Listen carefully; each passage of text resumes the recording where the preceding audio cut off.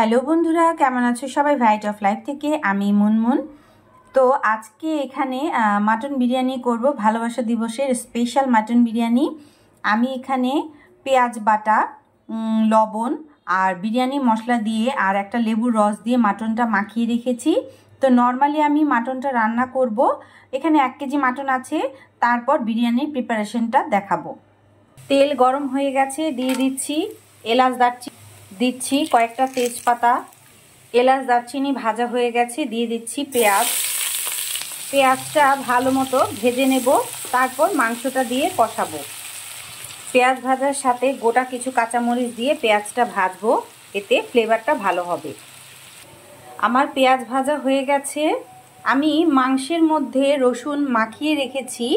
তারপরও আমি এখানে 1 চামচের চেয়ে একটু বেশি পরিমাণ রসুন বাটা দিয়ে দিলাম।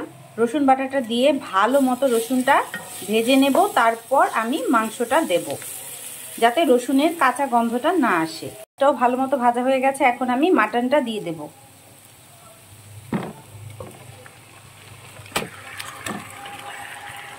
মাটনটা দেওয়া হয়ে গেছে।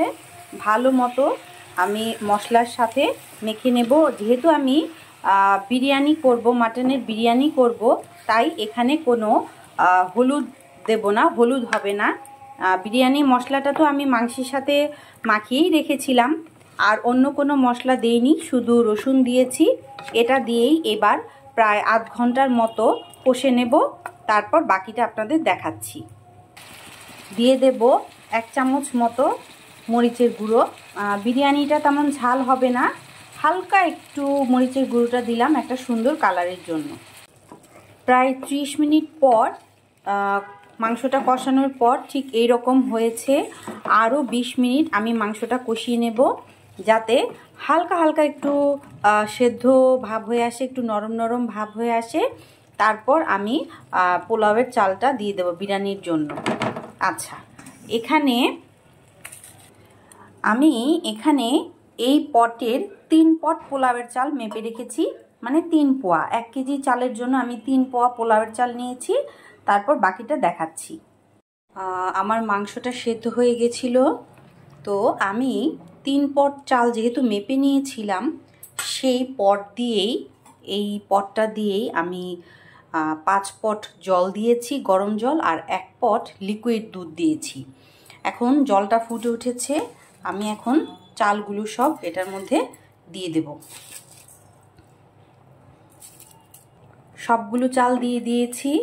এখন চুলার আঁচ এইরকম মিডিয়াম করে রেখে আমি চাল জল মাখো মাখো হওয়া পর্যন্ত আস্তে আস্তে নাড়তে থাকবো।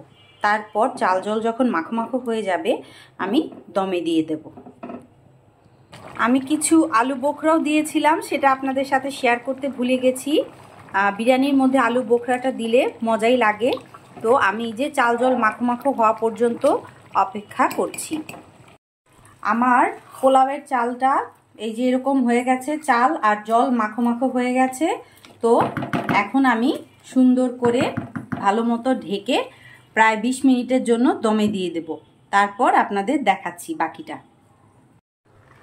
আমার বিরিয়ানি একদম রেডি হয়ে গেছে পারফেক্টভাবে।